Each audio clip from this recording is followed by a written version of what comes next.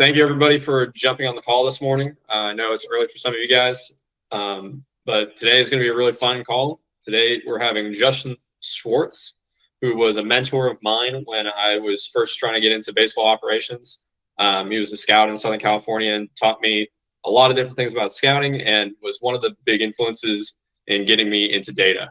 So really appreciate Justin for that and showing me some stuff, and especially his deep dives into deception. And that's what we're really going to cover today. So Justin's going to talk a little bit about his background first, and then we're going to dive right into some examples, and he can really show us what he's looking for and how he kind of came up with some of his theories. So take it away, Justin. Thanks, Brett. Yeah, real quick about me is was with the Mets for 6 years, 2 as an intern, so 1 in player development, 1 in New York with doing advanced scouting, and then 4 years as an area scout. And yeah, I was lucky that I got to see different parts of the organization and got to know people at like all the different departments in the organization, and they gave me access to TrackMan information when it was like just becoming like widespread, and was able to dig through some of that stuff and pair it with videos and learn a lot, and try to use it in my scouting. But I think I've learned a lot more since I left, which my last year scouting was 2018, so been a little while now, but still try to stay involved and learn and keep progressing just because I have fun with it. So happy to share some of my theories and like trying to pair the data and the scouting, and yeah, just try to add context to the numbers is what I like doing. So I will share my screen and we can get started. Yeah. So tell me a little bit about, I know you've told me before in detail, how did you first go about trying to pair video with data? Because I know it wasn't a perfect system when you first got a hold of it. A lot of MLB scouting departments, it wasn't really built out very well. So tell us a little bit about, like, I guess your process and how you started piecing things together. So it all originally started when I was an intern, and my boss at the time tasked me with basically what was like the beginning of a Stuff Plus model, and I did not know any coding or anything. I was basically just sorting and looking through like Excel sheets of different just lines of data of different pitches, and I was familiar enough with the TrackMan to like more or less know what I was looking at. But then I was having a lot of trouble just straight up classifying pitches, and like at that time also a lot of the pitch classifications were wrong, and so that got me like thinking and got the wheel spinning of like what's making these wrong. And the big issue at that time was the arm slots, and so like guys with really low slots, it would classify some of their fastballs as changeups. Guys with like really high slots would classify them as cutters, and then like some of the same metrics would classify as a fastball for one guy, cutter for another guy, sinker for one guy, changeup for another guy. And so yeah, just put like pieces together and figure out how much the arm slot plays into it. And so then when I was scouting, they were building out their internal system, and so we were able to sort, and we didn't have a model or anything, but I would sort by release height because that was the best proxy for arm slot. And then you could see the different metrics like vertical movement, horizontal movement, and then the release metrics of release height, release side, extension. And I would just scroll through and look for outliers in really any of those, and then pull up their video, pull up their stats, and just try to figure out, okay, like what's making this pitch different? Is it better? Is it worse? How does it play versus other pitches in his like cluster of like arm slot proxy?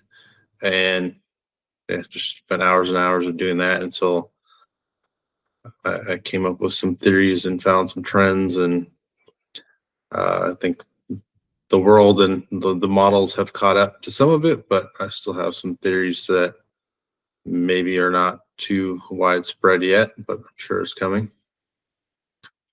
Very nice. So I know you probably have a couple good examples. Do you want to go ahead and share your screen and dive into some of that? Yeah, let's do it. Awesome.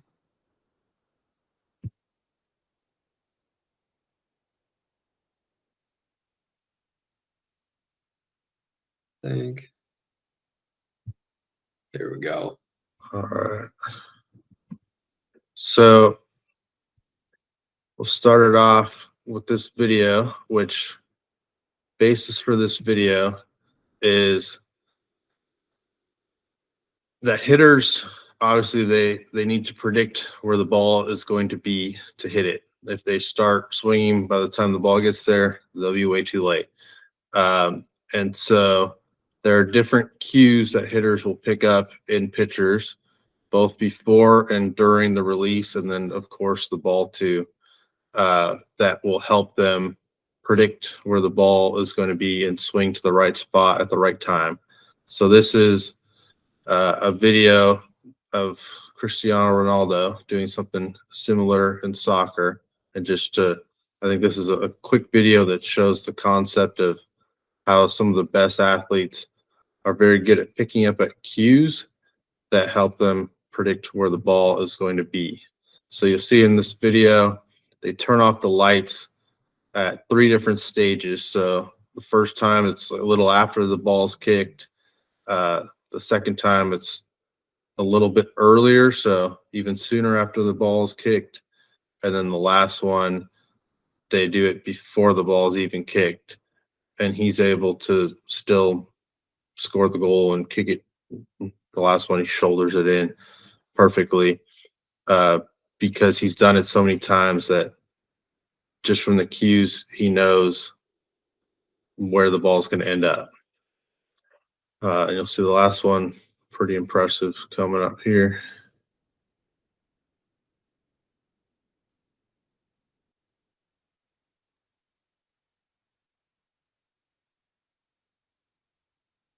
So I'll turn off the lights before he kicks it.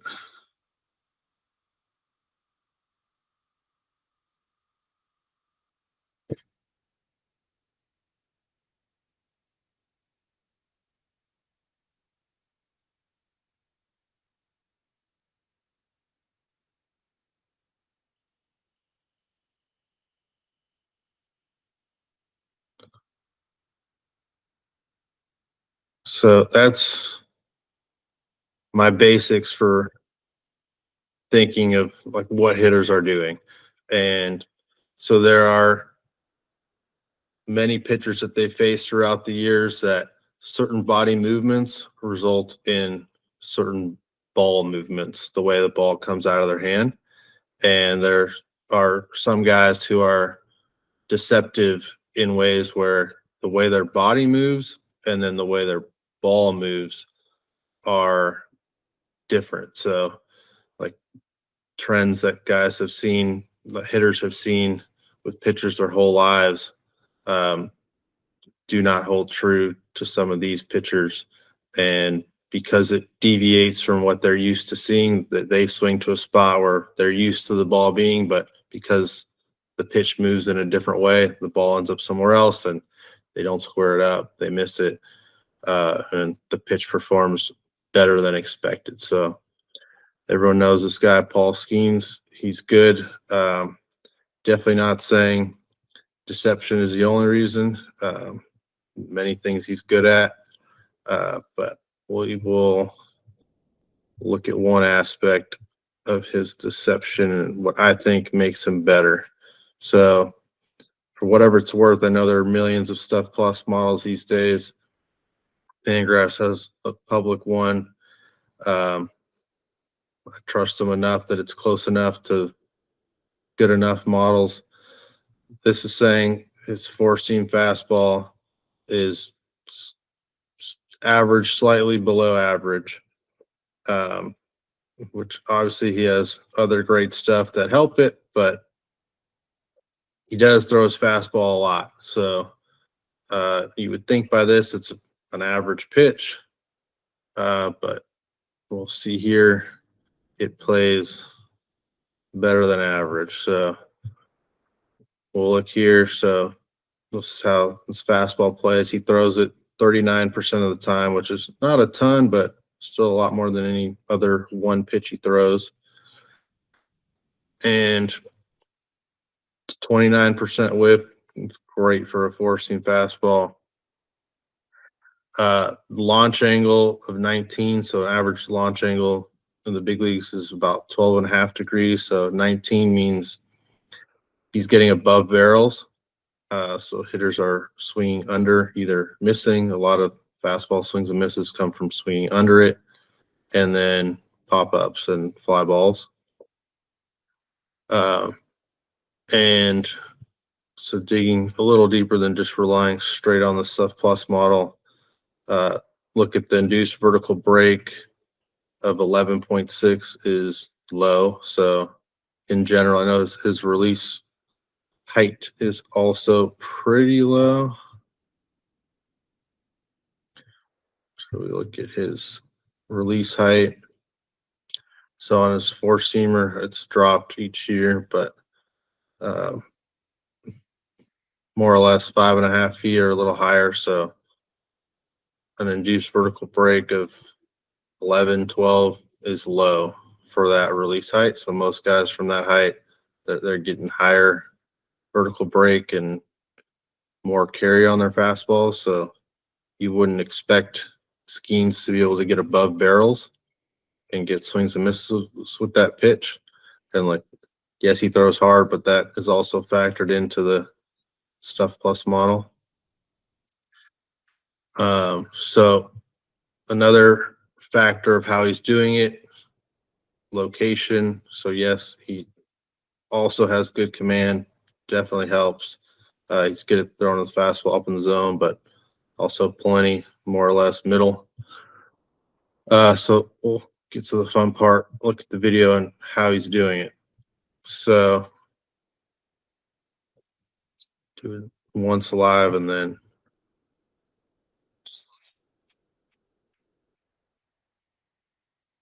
so see a middle fastball. Tawny swings under. And so my theory for Skenes is he's a good example of two things.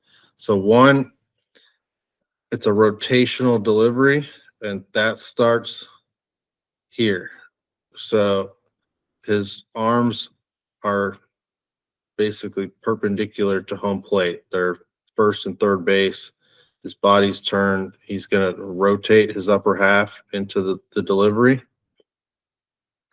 Another thing he does is he's bent at the waist, but when he goes to release, you'll see in the last couple frames before release, he'll straighten up his trunk and end up, instead of dropping his slot, he gets his arm up and is able to stay behind the ball more than you would expect given these movements. So a guy in this position, it's hard to get any carry at all, and even without elite carry, it is more than the hitter is expecting from these positions.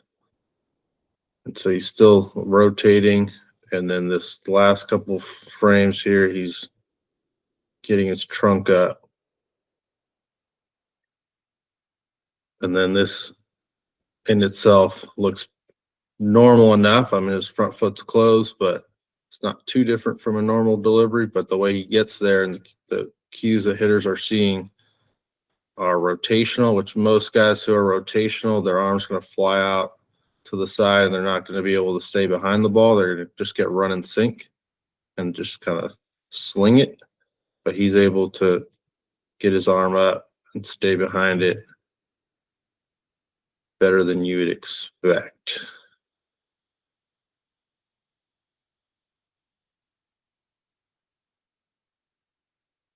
Also, if anyone has any questions, you definitely stop me, chime in. Small enough group. We'll look at another example here.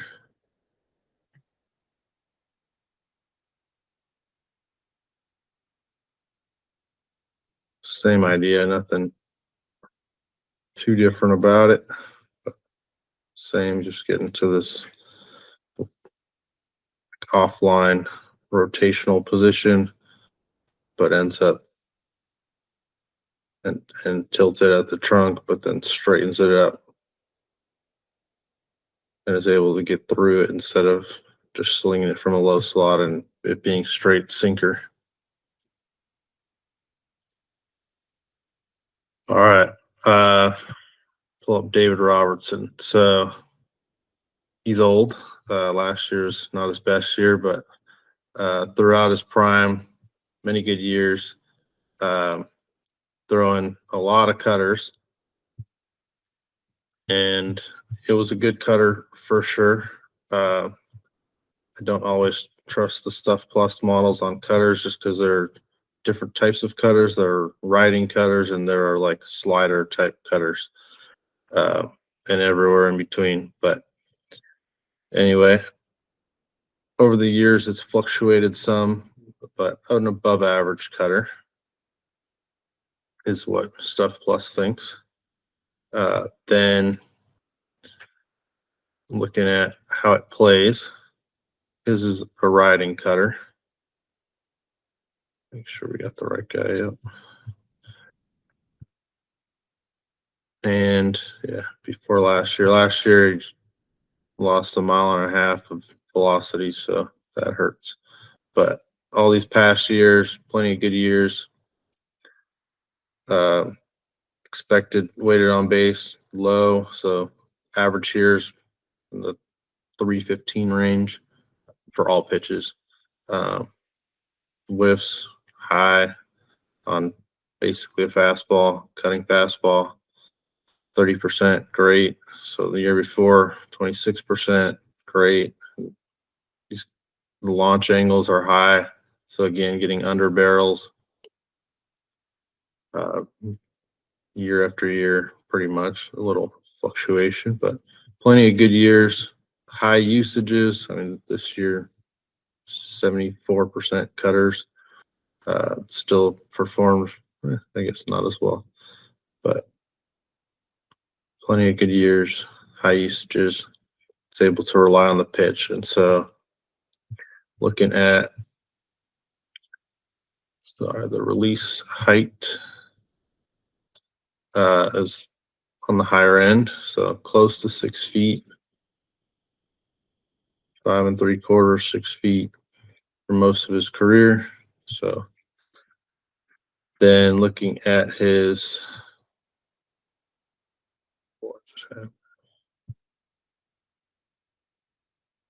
induced vertical break, 16, 17, last year was bad, but 14, 17, 18, pretty high. But mostly this 15 to 17 range is not special carry for a guy in the 5 3/4 to 6 foot release height.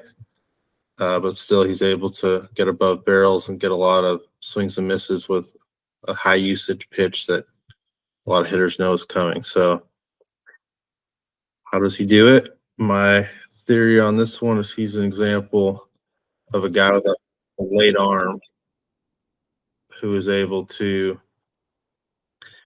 get his arm up late, but then still get behind the ball and get ride and backspin on it. The video itself doesn't look like anything crazy. A little crossbody too, which I generally like. But then you'll see the general consensus is your arms on time. If at foot plant, your arms up more or less 90 degrees above your shoulder, and you see his arm is behind him and still lower than his shoulder. His hand is lower than his shoulder versus like up by his head and 90-degree angle. So most guys, they get to this position and they're not strong or athletic enough to do anything but drag their arm out of it and come from a wide slot. But he's able to quickly and powerfully get his arm up and end up in a higher slot. So this is like a deceptive slot based on how he gets there. So most guys who get in this position, the hitter's tracking the whole way, are going to fly out and their arm's going to sling out wide and their ball's going to run and sink. But his arm gets up and he's able to stay behind it and get backspin and cut. And again, the cut versus most guys, their ball's going to run from that position is deceptive.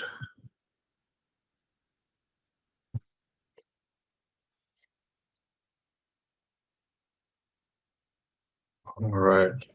David Bednar. He is an example of how stiffness can play into it. So he had this one bad year, 2024, high ERA, gave up a lot of bombs, strikeouts down, recovered, had a good year again last year, had a few good years before that. We'll see what the Stuff Plus thinks of his fastball. Pretty good fastball, but this thing liked his fastball the best last year, which was his bad year. But otherwise, thinks it's good. Then look at the numbers, see what we learn. So looking at 2023 and 2022, 2021, the whiffs were 30%, 32%, 28% on his fastball. And well, I guess 92 is high, 2022, the exit velocities, but otherwise were low, under 90. Last year was high. The expected weighted on base, low in these few years, but then higher the last couple of years. And so that's how the pitch is playing. Then looking at the movement, it's getting 18 inches of vertical break pretty consistently, and arm side movement also not changing a ton, 1 inch less last year, but pretty similar from year to year.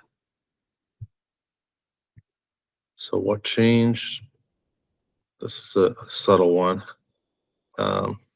His release in 5.9 to 6 foot range, not a ton changing there, even though it kind of looks like it in this chart, but within an inch or two.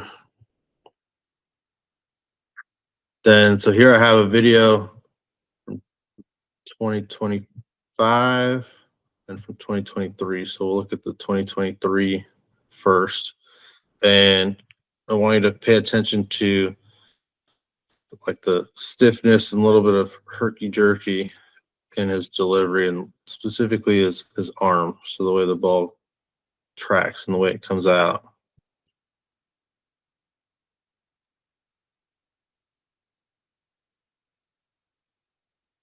So it's going to be hard to see in slow motion, but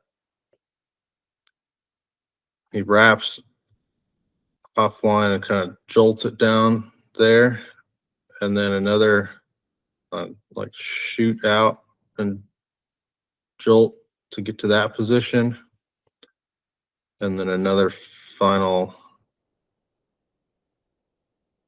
out front and kind of like unwraps his wrist a little bit.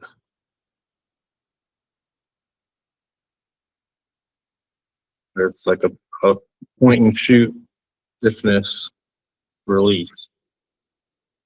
And then over the last couple of years, they've cleaned it up. I mean, it looks better to the eye, but it's also, in my opinion, easier to track for the hitter. Mhm. I also cherry picked one and gave up a bomb, but I mean, it's similar. This part, he's still jolting it down, but it's a little cleaner. It's not a point and shoot. He flows through it better. Probably better for his arm, but also easier to track. And the release is smoother out front than it was a couple of years ago. And so, again, trying to put the context to it is most guys with stiff deliveries, stiff releases, they have trouble staying behind and through the ball to get good carry. So a guy that is stiff and can produce good carry makes the pitch jump on hitters more than expected because they're used to seeing it sink, because guys with that type of delivery can't stay behind it and stay through it.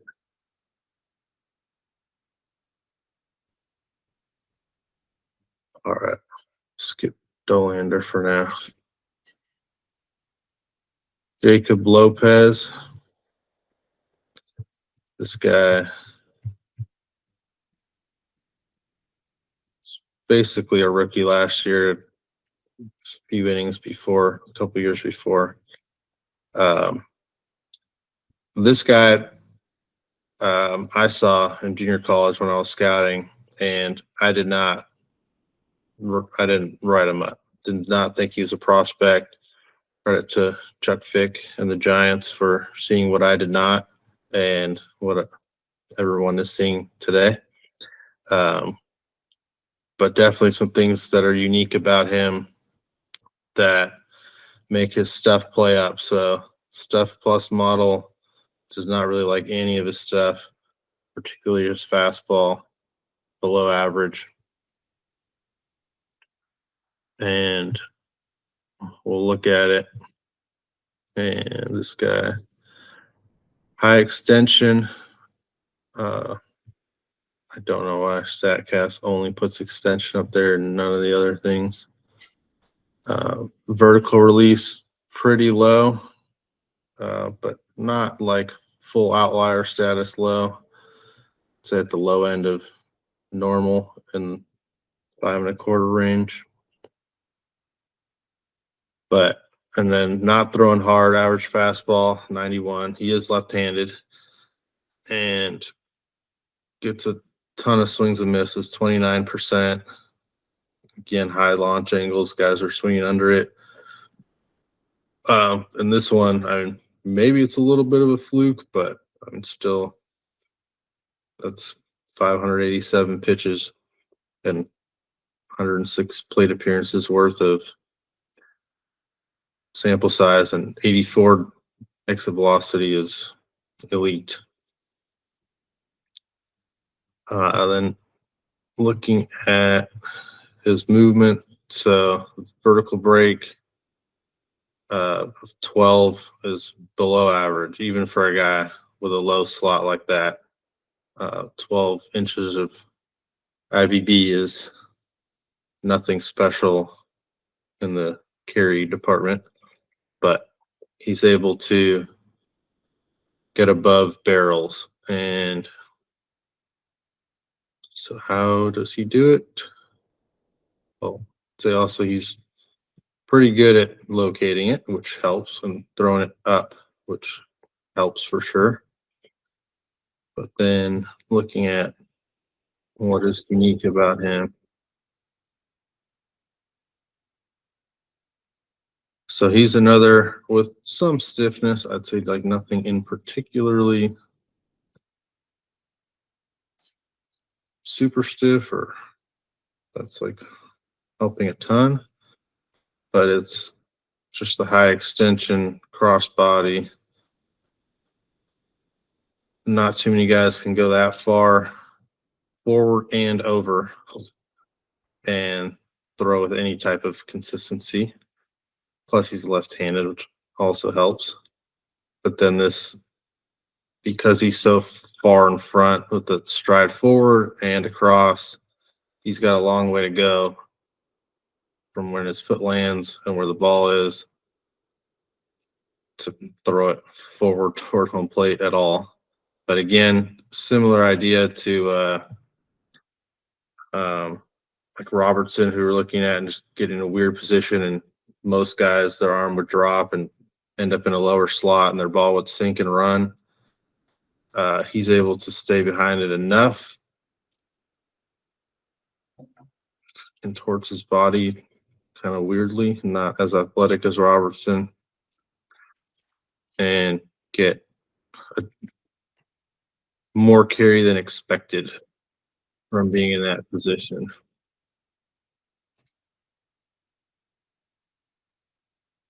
And able to get above barrels.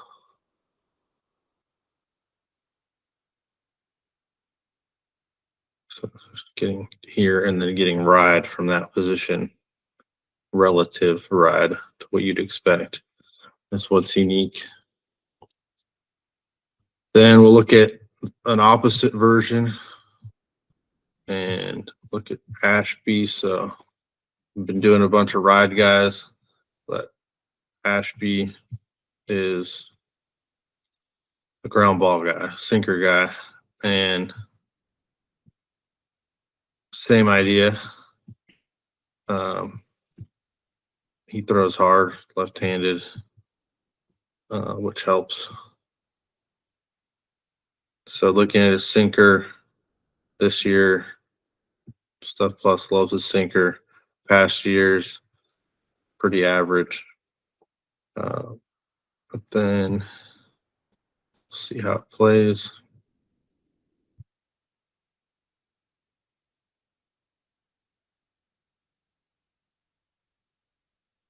So release height, very high. So about 6.5 feet on the sinker. And so everyone knows about the low slot guys with ride. This is high slot guy with sink. And get into it a little more than that. But you see, throws hard.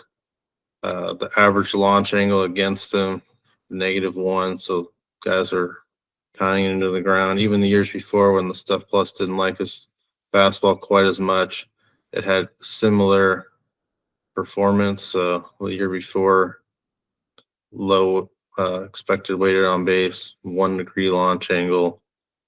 And the year before that, I guess the expected weighted on base was high, but they weren't hitting the ball hard, low launch angle. So still guys were getting above it and hitting it into the ground.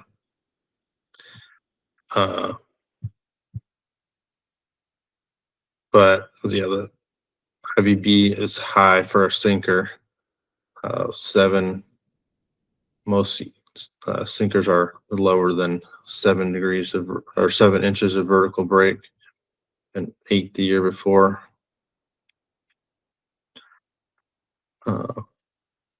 But then we'll look at the pitch.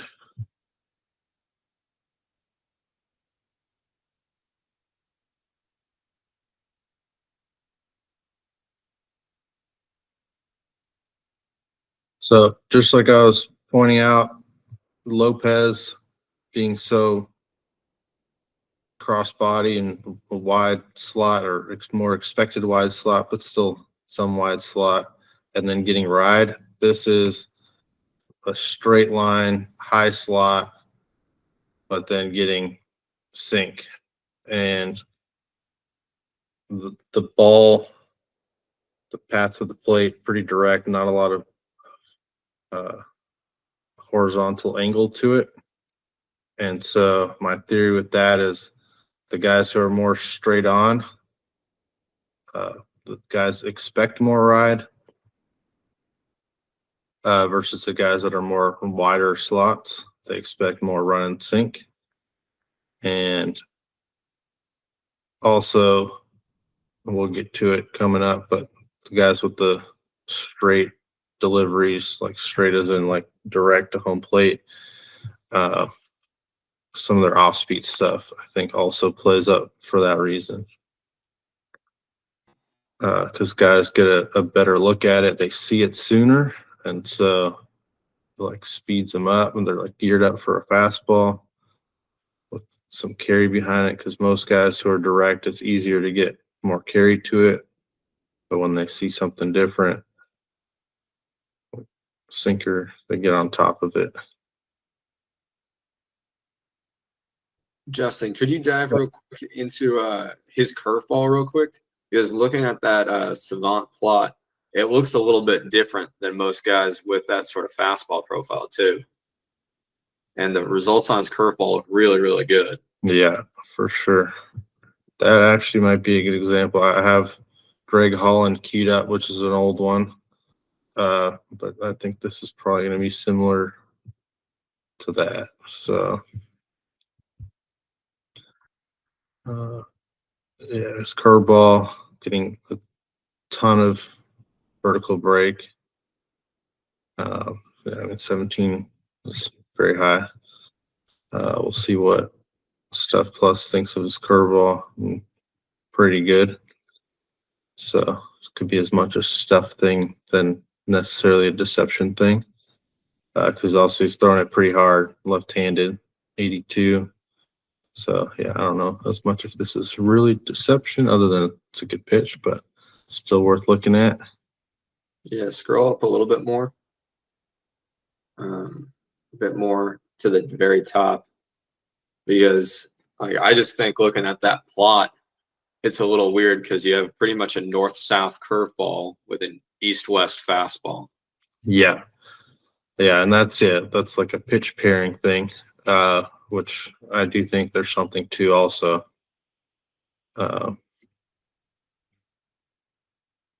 Yeah, and like the sinker, he's not even necessarily throwing it down, but still able to get on top of barrels. Curveball, he's pretty good about burying it down, but we can watch.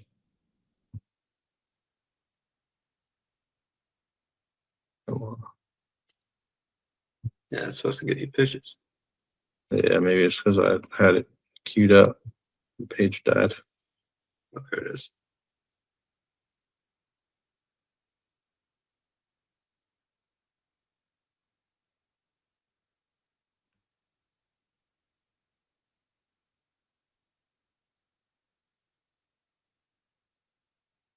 So I think generally guys with high slots are getting more depth on their curveballs.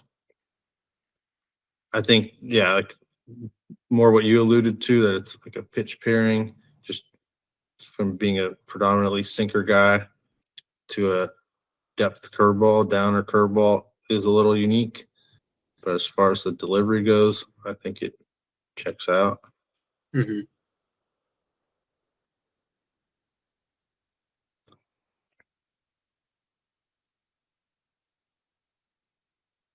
All right, then we'll look at another direct to the plate guy and how it helps his splitter. So Kevin Gossman, one of the best splitters in the league. And Stuff Plus thinks it's more or less average, which I think there's more to splitters and changeups than Stuff Plus can quantify anyways, but even still, he throws it a lot. 37-38% is one of the highest, especially amongst starters in the league. And he's basically just fastball, splitter, a little bit of slider, so they know it's coming. And 39% whiffs, great. Expected weighted on base, low. Launch angle, not too extreme, high or low, but a little bit low, that guys are swinging above it and hitting it down. And then looking at the movement, 4 inches, 6 inches the year before of induced vertical break is good, but nothing special. And the release height has dropped a little bit over the years, but middle of the road-ish release height, a little above 5.5 feet. I thought I had a pitch queued up for him, but maybe I don't.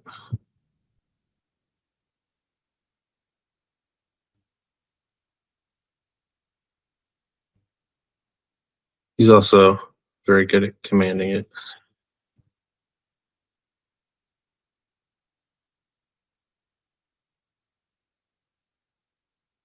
So my theory on guys like this is it's easy to track. Like you can see the ball the whole way. Straight in line, straight in line, straight in line. And then it's the feeling to a hitter of the ball just never gets there. And like, yes, it has some drop to it, but it's not really dropping a ton. Just because it's such a clean look. It looks like it never gets there. And his fastball, for the same reason, is not very good because the fastball gets there and it's just a clean look the whole way. And so not getting a ton of whiffs, expected weighted on base, not very good. Let's see what Stuff Plus thinks of his fastball. Pretty average, so maybe it's a stuff thing too, but it's really the splitter that keeps him alive. Then Eovaldi, similar idea here. Try to go quickly. Same thing with a splitter. Stuff Plus doesn't like his fastball. Splitter this last year, which was his best year, average, a little above average other years.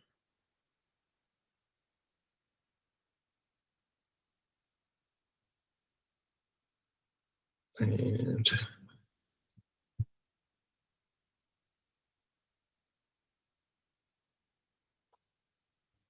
again, it's kind of middle of the road release height, 5.5 feet.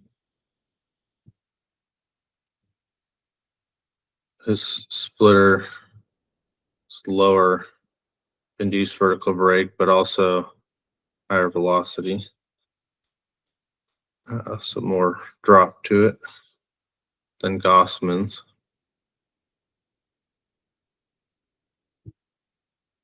But I think visually, same idea.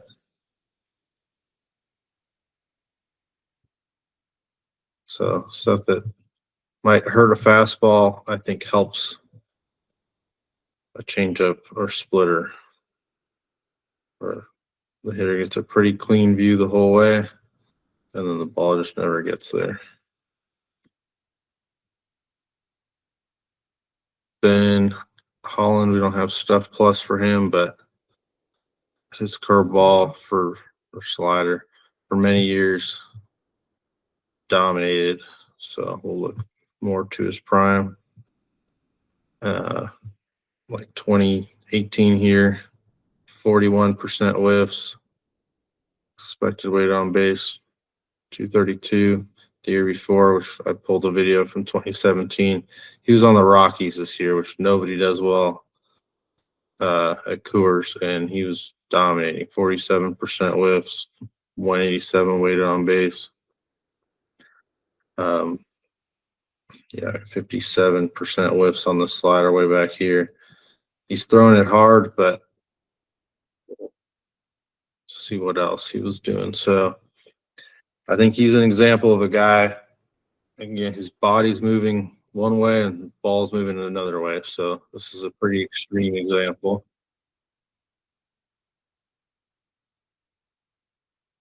So his body's full blown opening up, moving east to west, and then his ball is north south with some power to it. I think, yeah, just guys expect when guys are falling off, their ball. It's usually sinker slider type guys who their ball's either they're running on the fastball or it's a sweeper type action on a slider, but then his is hard and down and guys just swing over the top of it. So yeah, that is all I got. So fun stuff of just trying to add context to the numbers and watch the video. And I think Stuff Plus gets you a lot of the way there. And like for most guys does a pretty good job, and like big samples is great to look at and find guys. But when looking individually, videos, context, you're able to go a little deeper and figure out like with the cues in the video of what hitters are seeing and why that might make a pitch play up or not. Make it better, make it worse. It goes both ways. But I have fun with it, and I think there's some way for the industry to go to start learning in that area and maybe quantify it eventually one day. That's awesome. That's really awesome. So something that I'm just thinking when you were pointing out some of these guys is, would you almost say that you could look at the delivery and say there are certain pitches based on the delivery that would be more deceptive and better for them to add? Potentially, yes. And I mean, I'm more of a scout than a coach, and I haven't been in the position of adding pitches. But to me, I mean, definitely what you're saying holds true for sure. But my perspective, it's like I'm thinking the opposite. I'm like, don't mess with the guy's delivery, because a pitch that like might not grade out great. If you change the delivery, like a Bednar example, you might make the same pitch worse by like cleaning up his arm slot or his arm path. Things like that, and like maybe things that you think might be hurting him are actually helping him. But yeah, I mean, for sure, like I think the overall thought is just like deviating from what's normal, and I mean it's hard to do. I'd say like a lot of these examples I showed, you wouldn't teach it that way, and for the most part for good reason, because it's hard to do, and most guys that get into the positions that these guys are getting into and the way they're getting out of them like is not super replicable. But maybe finding guys that are unique and then seeing if you can tweak something that makes their ball move in a way that like you wouldn't expect from that delivery, might be a way to improve guys and make their pitches better. Very nice. Very nice. So going to open it up to questions for those also on the call. Braden, do you have anything you'd like to ask Justin while we're here? Yeah. Are there different ways to train deception besides just making a pitch better based off like spin and movement? I mean, I think there's always ways for sure. Some more simple than others, but little things like things you do with your front arm, like the Skenes example of like he's fully like offline and closed and then gets it relatively riding-ish fastball, able to get above barrels, versus like a Gossman or Eovaldi that are straightforward. So it's like figuring out like the way your pitches move and maybe what your best pitches are, and finding ways to make those pitches play up. So like if you have a good riding fastball, some of like the crossbody and close off rotational type movements, if you can do those and still have the same profile on your fastball, maybe that makes it play up. The other way around, like if you got a good downer breaking ball, maybe be, or like more like Holland. Like if you're, I mean, like, it's hard to say Yeah. like teach a guy to fly off like that, but I mean, it is unique, and if you can command it and do it consistently, great. Or like Uvalde and Gossman straight line with like a good splitter and something the guys get a good look at. Yeah, just make it look like it's never going to get there. So Okay. yeah, I think a lot of it is just knowing, in your case, yourself or like who you're working with, and knowing what their pitches do and how their delivery works, and then just trying to put the pieces together and figure out what a hitter is expecting based off the way the body's moving, the way the arm's moving, and then what happens when the ball comes out. Okay. That's all I really had. Got to skip shagging for this, so thank y'all. Well, cool. Thanks for joining. Yes, sir. All right. Well, I got to get to a game. Thank y'all for letting me join. Thank you, Braden. That was Sure. a good question. Yep. Yes, sir. Y'all have a good one. All right. Well, I think that's it, Justin. Do you have any other last thoughts that you want to share with everybody? No, I think I covered it all. So Awesome. This was really great. Thank you again, Justin. For those of you that are watching this on YouTube or hearing this later, we're going to try to do another meeting in about 2-3 weeks. So be on the lookout on Instagram for our next announcement. Other than that, thank you again, and look forward to seeing you guys in the future.